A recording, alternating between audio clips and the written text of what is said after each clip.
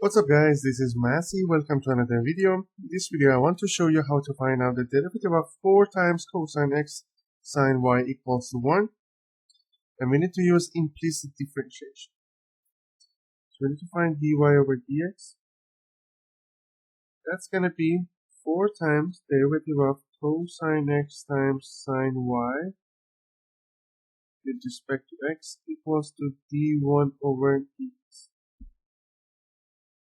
And the 4 times derivative of cosine x is going to be negative sine x times sine y plus the derivative of sine y times cosine x. So cosine x times derivative of sine y is going to be cosine y times dy over dx.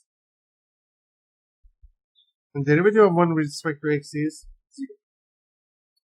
So then we can say it's going to be 4 cosine x times cosine y times dy over dx equals to 4 sine x sine y.